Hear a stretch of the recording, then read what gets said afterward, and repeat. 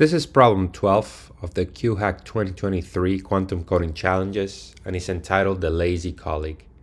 Now, this problem is extremely interesting and probably my favorite of this year's challenges, so I'm going to spend quite a bit of time working through it.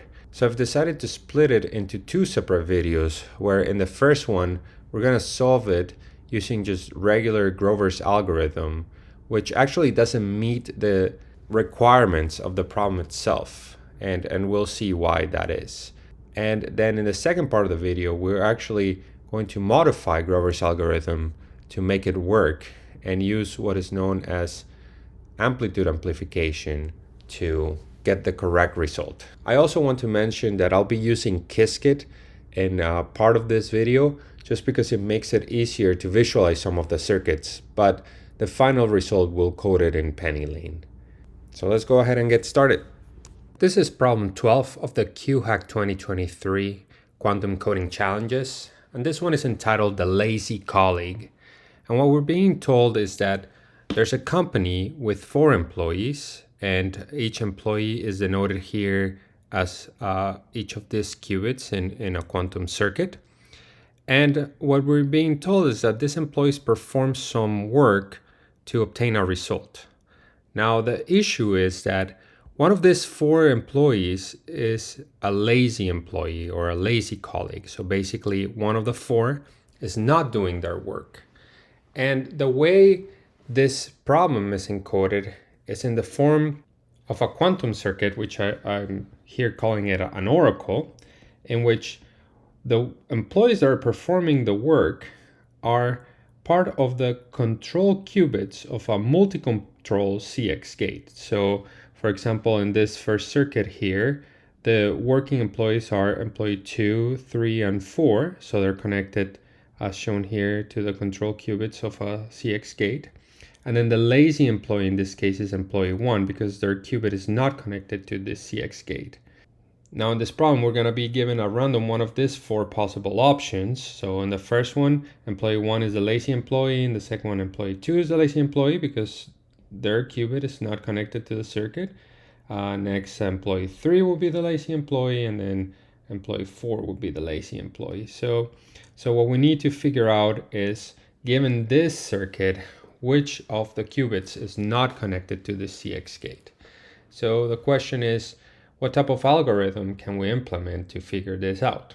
Now, if we take a look at this circuit, it kind of resembles one of the possible ways of implementing the Grover oracle in Grover's algorithm. So just as a reminder, the Grover oracle is typically given in the form of a matrix, so a diagonal matrix, where each of the elements in that matrix is just equal to 1. So basically that implies that most elements are left unchanged, but then there's one marked element which will have phase of -1, so their phase will get inverted. In this particular example here I'm showing, the marked element will be the 1, 1, 1, 1 state, because that's the one that has the -1 in this diagonal.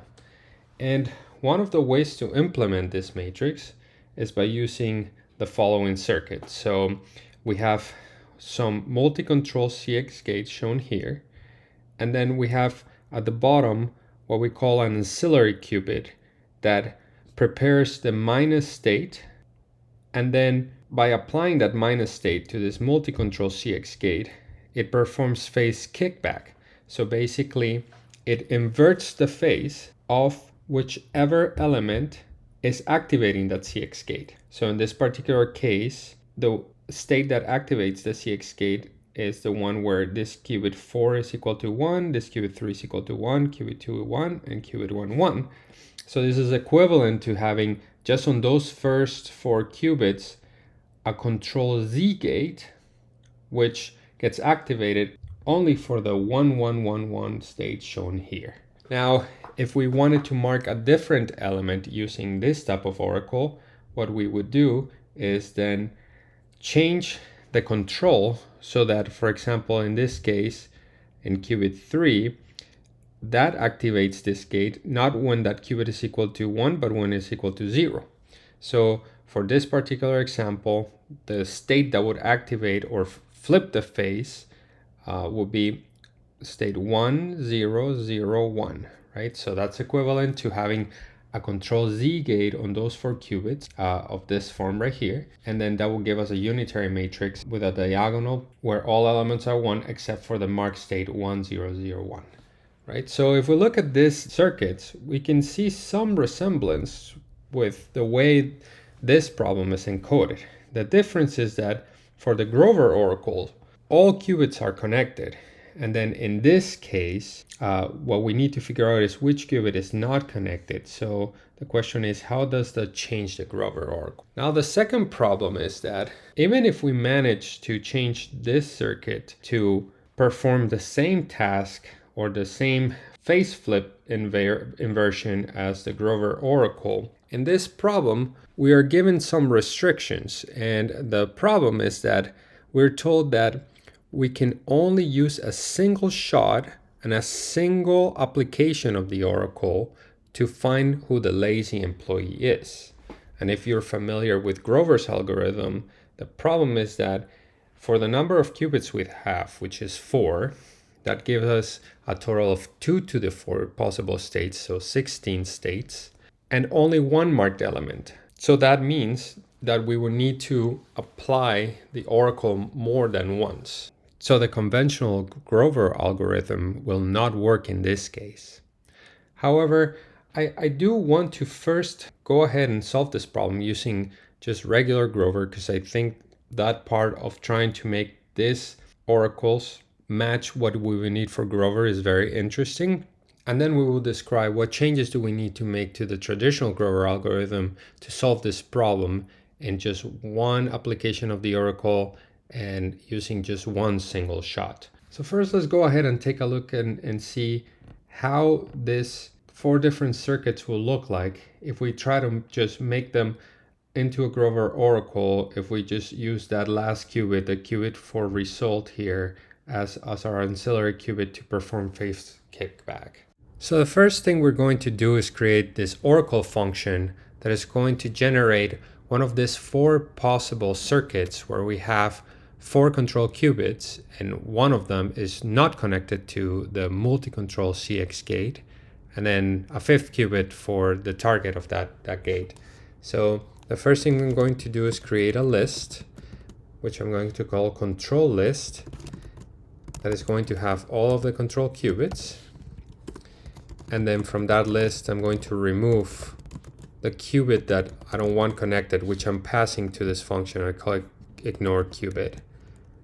And then I'm just going to create a quantum circuit with n qubits, to which for now I'm just going to apply that multi-control CX gate using this control list as the control qubits and then the target qubit as qubit 0, and then just return that quantum circuit. Now if we say we have, for example, 5 qubits, we can select at random this ignore qubit using this numpy random end function. And then we can create our oracle circuit by just calling our oracle function by passing the number of qubits and this ignore qubit parameter. And then if we go ahead and draw our circuit, we can see here we have a multi-control X gate where one of the qubits is not connected. So if I run it again now, a different qubit is disconnected. Now if we want to turn this into a Grover oracle, what we do is then we prepare that minus state in that last qubit. So we apply an X gate followed by a Halmar gate. And if we want to uncompute that minus state preparation, we just perform the same but in reverse, right? So here now we have this Grover oracle. Now, instead of just drawing our circuit, let's go ahead and also print the matrix for just this part of the circuit, so just for the 4 control qubits, to see what we get. So if we do that, we can see here again our circuit, where in this case qubit 4 is not connected.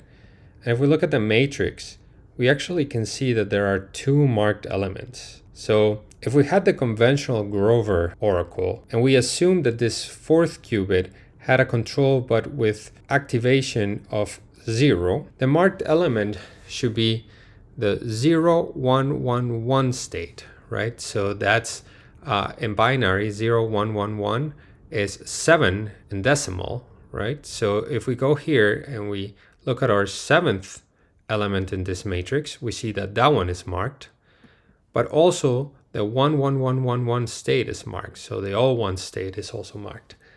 And why is that? Well, it's because what activates this and makes the phase flip is just these 3 qubits. The 4th qubit is not connected. So we're going to get a phase inversion with this when this qubit 4 is both 0 and 1. So if we repeat this, we can see here that in this case, we'll get the marked element where that qubit 2 is equal to 0. But again, the all 1's state is marked. So it seems like an easy problem to fix, right? If no matter what random circuit we generate where one of them is disconnected, this all 1 state gets flipped. All we need to do is just flip that phase again. So we can go back to our oracle and, for example, create a multi-control Z gate and then just append it after our CX gate just to the 4 qubits that we're interested in. So the 4 control qubits, right? Because this matrix I'm generating is just for those qubits, and we want to make sure that the phase of the state 1, 1, 1, 1 gets inverted again. So if I go ahead and append that just to those qubits and rerun this, now we see here that we only get one marked element. And in this particular case, it should be for state 1110, which is state 14. And here we can see that state 14 is the marked element.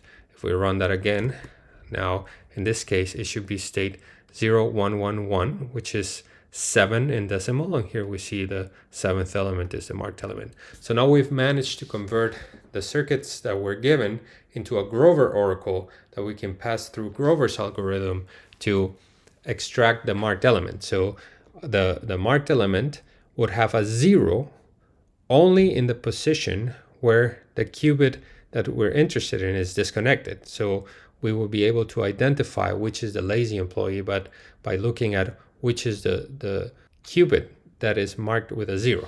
Now, if we wanted to reverse that and just find which qubit is the one with a 1, well, all we need to do is just apply X gates to all qubits, which will be convenient later. So let's go ahead and do that too. So let's just apply X gates to all our control qubits. And if we run this again, so what should be the marked element now? So the marked element should be when this is 0, 0, 0, and this is 1, right? So we want to identify qubit 1 as the lazy employee because that's the one that's not connected. And it should be the state that has a 0, 0, 0, and a 1 here.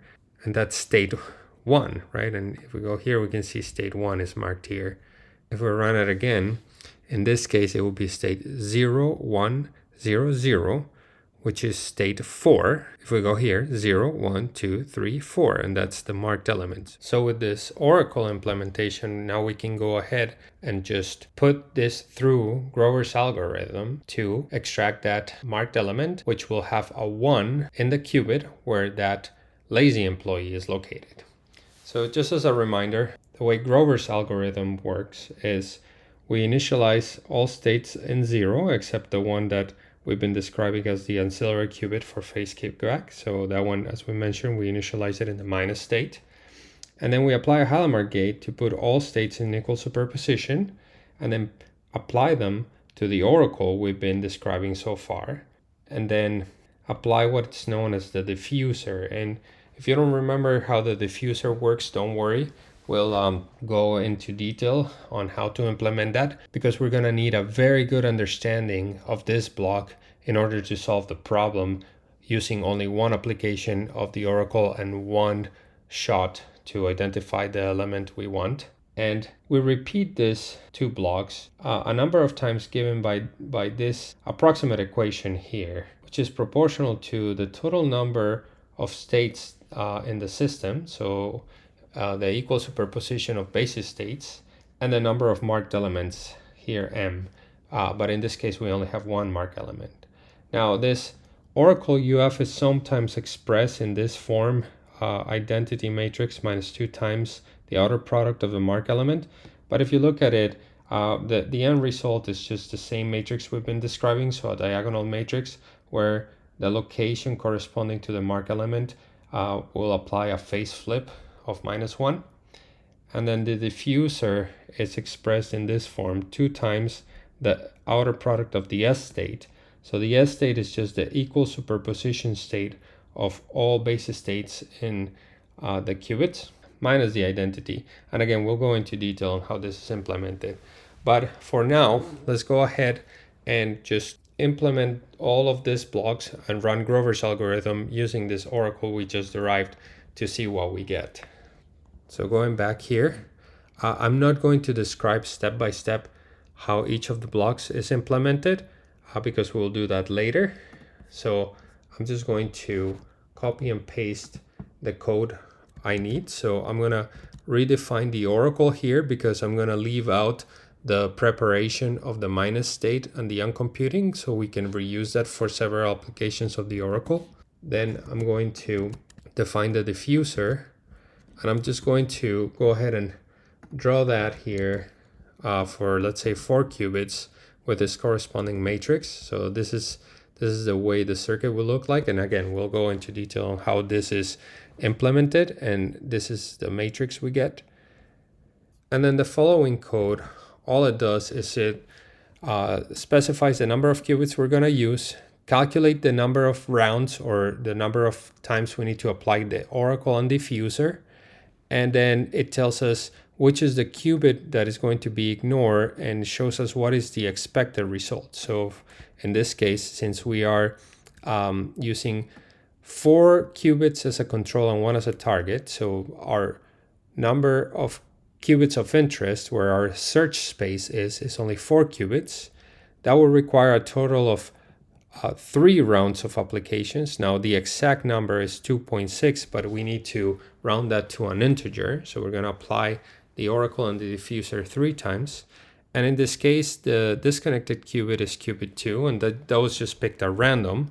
So that means that our expected output is 0010. So now let's go ahead and just implement Grover's algorithm in the form of a circuit. So all I'm doing here is just preparing the minus state here, applying the equal superposition of Hallamar gates, and then repeating that oracle and diffuser, the number of rounds that is needed, and then uncomputing that minus state before applying the measurement on the qubits of interest. So here's the circuit for it. So again, preparing the minus state on the ancillary qubit, equal superposition, repetition of oracle and diffuser 3 times, and then uncomputing that minus state before performing the measurement. And again, this uncomputation of the minus state is not necessary because at the end we're just going to perform measurements on these qubits. Now if we want to look inside of these blocks, I can just decompose that and see that wherever we have an oracle, we have this circuit that we had been looking at before, and then this is our diffuser block right here, and then it's applied 3 times each. Now here I'm just going to run the simulation for a large number of shots. So again, in this problem we're only allowed to use 1 shot, but I just want to run regular Grover to see how this looks like. So as expected, we see that we get the state that we're looking for, so state 0010, so that corresponds to qubit 2, and then if we look up here, that's the expected output we wanted. So if I rerun this, I can get randomly some other state, and if I just rerun my circuit, here we can see that we're amplifying that particular state. So the issue here is that even though we do get the right answer, I needed a large number of shots to get this result 95% of the time. But in the exercise we're trying to solve, we need to get this with 100% accuracy with 1 shot. So in the next video, we'll take a look and see how we can modify Grover's algorithm so we can get the correct state with only 1 application of the oracle and only 1 shot.